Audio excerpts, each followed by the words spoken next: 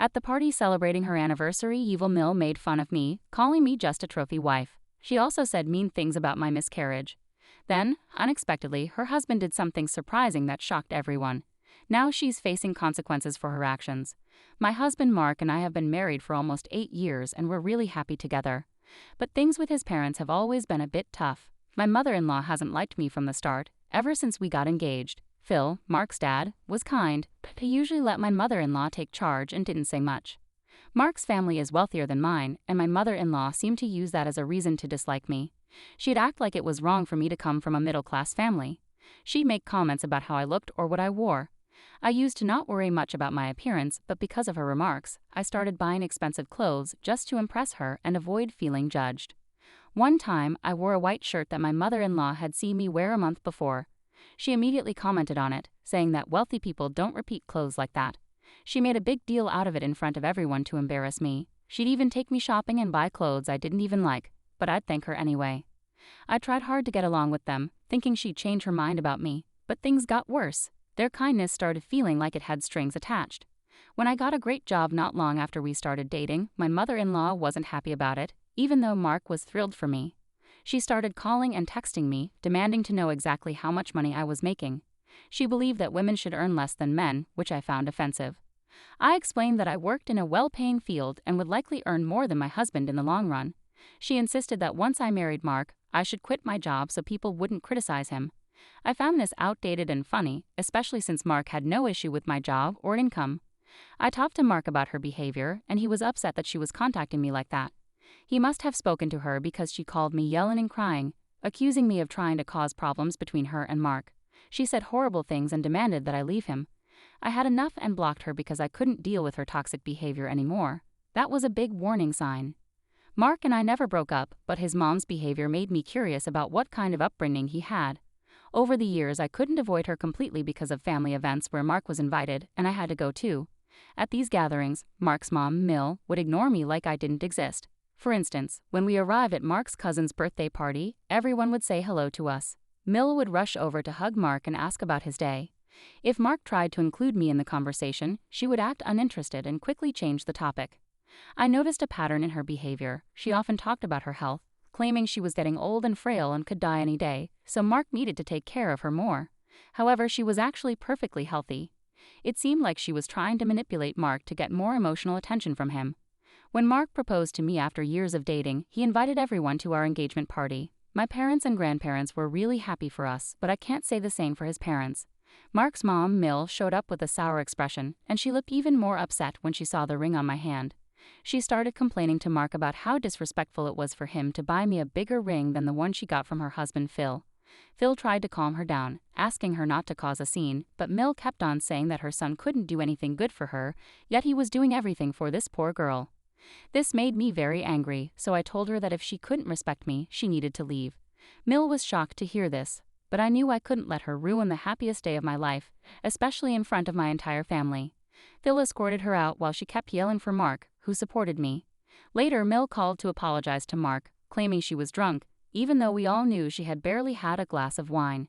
Since she apologized to both of us, we decided to let it go. Then came the wedding planning. Mill insisted on joining my dress shopping, saying she always wanted to be part of this experience. At this point, my patience with her was running thin, but since she was my fiance's mother, I couldn't be openly disrespectful. So I allowed her to come along. I did warn my mother and cousin, so they were prepared if Mill caused any trouble. As expected, Mill had a problem with my dress.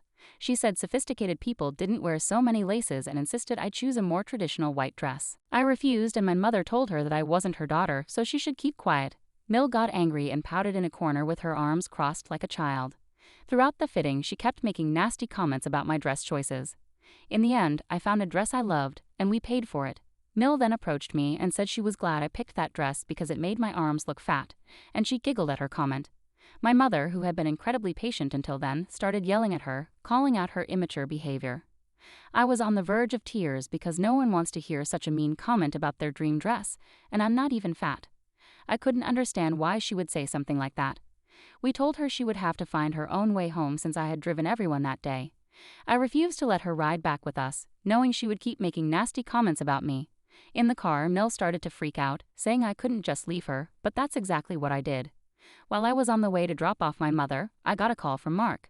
He asked how I could do this to his mother, saying she had called him crying and accusing me of abandoning her.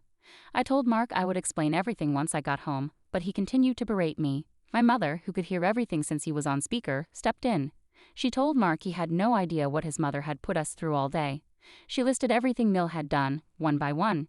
In the end, she asked Mark if he thought this was how a well-respected adult should behave. Clearly, Mark was embarrassed because he had no idea about the whole story. Obviously, Mill hadn't told him the full picture. Later, when Mark came home, he apologized to me again. He explained that he freaked out thinking his elderly mother was left alone, which is why he reacted that way. I told him I would never have done something like that if she hadn't been nasty to me all day. Mark hugged me and said he would understand if I wanted to uninvite her from our wedding. At that point, I wanted nothing more than to uninvite her, but I was worried that Phil might not be able to come since his wife would likely not let him attend if she wasn't going. I couldn't let my husband's wedding go by without his parents being present. That would have been cruel. We decided to talk to Phil before our wedding and informed him that if Mill's behavior got out of hand, he would need to step in and remove her. He understood and assured us that he knew exactly what we were going through. I felt bad for him, having to handle her 24/7 during the wedding. Surprisingly, Mill was well behaved at the wedding. She kept bragging to everyone about how grand the celebration was, as if she had paid for anything. It was all funded by me and my husband, yet his family assumed that since he came from an affluent background and Mill always showed off about it, maybe she and Phil had paid for our wedding. However, during the wedding toast, Phil made it clear that they had not paid a single dime and that the celebration was entirely due to our hard work. He also talked about how proud he was of us and how he never imagined his son could find someone as intelligent as me. Later, guests congratulated us, surprised that we had managed everything on our own. Mill's face soured, and she was angry at Phil. During the father-daughter dance, my dad and I danced for a while, and everyone clapped. Mark was about to take over when Mill rushed in, insisting she needed to be the first woman to dance with her baby boy before anyone else. Mark obliged, and they danced. Later during the wedding, Mill came up to me and congratulated me. I politely smiled, but then she said, out of nowhere, "I don't think your arms look that fat in this dress." Then she walked away as if it was nothing. It really pissed me off, but I didn't want her mean comments to ruin my beautiful day. Everyone had a good time, and we danced through the night, maybe drinking a bit too much. The next day, when I woke up, I had several messages from Mill. Imagine my shock when I read through them and saw that she had written about how I had embarrassed her throughout the night and how I needed to do better if I was going to be a part of her family. I was a bit hungover but remembered everything from the night, just in case. I called my parents to ask if I had said or done anything embarrassing at the wedding. They'd assured me that I hadn't and that everyone was having a good time. Later, when my husband woke up, I showed him all the messages from Mill. He told me to ignore them. I got a bit suspicious, so I asked him to explain what Mill meant. That's when Mark revealed that throughout the night, Mill kept coming up to him, complaining that I was having too much fun. If I was dancing with my cousins, she would tell Mark that I was a wild horse and that he needed to control me since we were now married. Mark recounted this jokingly and told me he had ignored her comments and that I should do the same. However, I was offended that she would imply something like that when I was simply dancing with my family members at my own wedding. She had no right to talk about me that way. I wanted to confront her immediately, but Mark and I were about to leave for our honeymoon, so I decided to put it on the back burner. Our honeymoon was fantastic, and we had a wonderful time. The day we returned, Mill called me, sweetly asking how the honeymoon went. This was unusual since she hardly ever called me. I told her I didn't appreciate her comments to Mark on our wedding night. She quickly brushed it off, saying she didn't mean any harm. Then she continued to pry into our honeymoon, repeatedly asking if we had a lot of alone time. I asked Mill to be straightforward since I didn't think our honeymoon was any of her business. She then said she simply wanted to know if she was going to be a grandmother soon. I almost gagged when I heard that, for two reasons. First, we had just gotten married and hadn't even been a week. She expected me to become a baby-making machine for her dream of being a grandmother. Second, both Mark and I never wanted kids. We had discussed this long before we got serious and our opinions had never changed. We didn't want to raise kids, though we had nothing against children. We had never told our parents this because it was our personal business. I kept quiet as Mill went on about how I needed to get pregnant quickly since my biological clock was ticking, and these were my best baby-making years. I was cringing hard hearing her talk this way. Then she took it even further, saying Mark and I should stop using condoms, which was extremely inappropriate. I shut her down immediately and told her I was done with the conversation. When I told Mark about this, he was furious. He immediately called her to give her a piece of his mind and truthfully told her that we didn't want children. Mill reacted exactly as we expected. She screamed and raged over the phone, acting like we had killed her dog or something. Mill started threatening that if Mark didn't give her a grandchild, she wouldn't leave him anything in her will. Mark laughed and reminded her that she had no assets because she and Phil had a prenup, so she couldn't give him anything anyway. Mill then screamed at me, blaming me for everything. She said that as a woman, my only job was to give a child to my husband, and I couldn't even do that. She used hurtful words like faulty, which really stung. Mark told her to stop, but she kept insulting me, saying we had destroyed her lifelong dream and questioning why we got married if we didn't want kids. Hearing this, Mark finally put his foot down. He told her he was done and that she needed to shut up. He made it clear that she could not speak to me that way anymore, and that because she had disrespected me for so many years, he was cutting her off. Mill tried to backtrack, but Mark told her she was no longer welcome in our lives or at our place. He warned her that if she ever showed up, we would call the police and embarrass her in front of our neighbors, knowing how much she cared about others' opinions. Since then, we have stayed true to our word and cut off all contact with her. Phil tried to intervene once, but after talking to Mark and hearing the full story, he supported our decision. Over the years, my parents and Phil have met several times, but we never invite Mill over. Thankfully, she has respected our rules and boundaries. In December of last year, we found out we were pregnant accidentally. It was a shock since it wasn't what we wanted, but we were in good places in our lives, so we decided to go along with it. Everyone found out and called to congratulate us. Mill even sent flowers and a letter of apology, saying she had thought a lot about her behavior and had changed after years of therapy. I didn't respond because I wasn't sure if her behavior had really changed. However, just 2 months into my pregnancy, I had a miscarriage. It happened in the middle of the night, and I was terrified when I saw all the blood. I woke up Mark, who rushed me to the nearest hospital. We were devastated to learn that we had lost the baby. It was heartbreaking because even though we hadn't planned to be pregnant, we still loved our baby and would have given them everything we could. I didn't know how to deal with my grief. It was a terrible situation to be in. Mark and my parents stayed with me through it all. Phil and Mark's family called and visited to check up on us. My mom stayed with us for days because she knew I didn't want to leave bed. I felt like everything inside me hurt, and I would cry for hours. Mark was my rock, and slowly I started to feel a little better each day. Last week, Phil invited us to celebrate his and Mill's 25th wedding anniversary. It was a big family event and everyone was invited. Mark and I didn't want to go because we knew the topic of our miscarriage would come up, and it would be really hard for us to handle. We didn't want to have to explain the worst day of our lives to everyone again. But Phil begged us to come, saying he wanted to spend time with us, and that we needed a night off to relax. Reluctantly, we agreed. It would be the first time we'd see Mill in years, but I was already struggling so much on my own that I didn't have the energy to think about her or her behavior. Mill seemed pleasantly surprised to see Mark and hugged him warmly. She was cold toward me in comparison, but I didn't let it bother me. I found a place to sit and let Mark catch up with his mother. During dinner, everyone talked about their good news and successes in life, as people usually do. One of Mark's cousins mentioned her pregnancy, which hit me hard. Everyone congratulated her, and then Mill stood up with a microphone to give a toast. She raised her glass, saying how happy she was to be surrounded by her loved ones and that she wouldn't have it any other way. Mill congratulated Mark's cousin on her pregnancy and remarked about the joy of bringing a new life into the world. Then she turned to me with a pointed look and suggested that my miscarriage couldn't have been natural, insinuating that I had done something to cause it.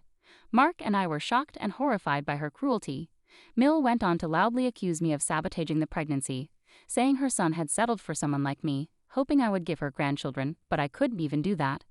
She declared me nothing more than a trophy wife and openly expressed her desire for Mark to divorce me, stating that I wasn't even part of her family, so no one would have to see me at their next anniversary party. She raised her glass in a toast, as if she had just won a victory. The room fell silent as Mark confronted his mother, asking her what she was doing. They got into a heated argument, with Mill blaming me and Mark defending me. I was overwhelmed with shame and embarrassment, and I couldn't hold back my tears. It was all too much to handle, and I was flooded with emotions. Mill made fun of me and said no one would believe my sad story. Suddenly, Phil, who had been quiet, stood up and asked everyone to calm down. He said he needed to speak up. Phil took the microphone and announced that he had been unhappy for the past 25 years and tonight made him realize he couldn't take it anymore. He looked at Mill and told everyone there wouldn't be another anniversary because he didn't want to be married to her anymore. Mill looked shocked. Phil said he stayed in the marriage for Mark's sake, wanting him to have a good example. But watching Mill hurt people over the years made him realize he couldn't do it anymore. Mill was stunned as Phil told everyone to enjoy the food, but he was going out for a drink. He took off his fancy clothes and left the party. Mill yelled at him to come back, but he ignored her. Mill directed her anger at me, blaming me for everything. But Mark stood up to her, saying it was all her fault, and he was relieved his dad was leaving her. This seemed to really hurt Mill, and she got quiet before announcing she was leaving. Some guests came to check on me, worried about how I was doing. Mark's pregnant cousin hugged me to offer comfort. Phil has been staying with us since then. He refuses to go back, even though Mill keeps calling him constantly. He's told us he's talking to a divorce lawyer. I feel guilty, thinking I'm somehow responsible for all of this. Am I to blame for Phil divorcing my husband's mother? Please be honest in your opinions. Update. I didn't expect so many responses when I posted this. Many people have shared their own stories of dealing with toxic family members, which is surprising. I can't understand why a parent would behave this way. Also, to clarify, please don't criticize my husband. He's stood up for me whenever he could. It's not easy to have an overbearing, toxic parent. I was lucky to have loving parents, but he didn't. He grew up thinking her behavior was normal and has done his best to protect me. Lastly, I want to thank everyone who shared their stories of miscarriage. I'm deeply sorry for everyone who's experienced this. I feel a lot of guilt, even though I know it wasn't my fault. It's tough, but I'm going to talk to a therapist about it and join forums where other moms have gone through the same thing so I can feel understood. Update 2. Phil has finally served divorce papers to Mill. It's been 2 months since my last update, and Phil's been staying with us. He's a great houseguest and has a good sense of humor, just like my husband. Phil loves to cook, so sometimes when I come home from work, dinner's already on the table. Mill was really lucky to have him, and I don't know why she let him go. When Phil and Mark went to serve the papers, Mill refused to look at them. Mark told me she yelled at them, saying they had no right to cut her off, and that she only said those things about me because she wanted the best for our family. Mark ignored her and helped Phil pack. Mill got angry and started throwing things, but Phil threatened to call the police since it was technically his house. She quieted down because she knew she had nowhere else to go. After the party, nobody reached out to Mill except to tell her what a terrible person she was. Everyone knew she lied about me being a trophy wife because I earned well, and they understood my pain over the miscarriage. They made it clear they didn't want to be around someone as unstable as her. Mill had pushed away all her family and friends with her behavior. She tried to beg Phil, but he wants nothing to do with her. My parents talked to Mill after hearing what she did to me.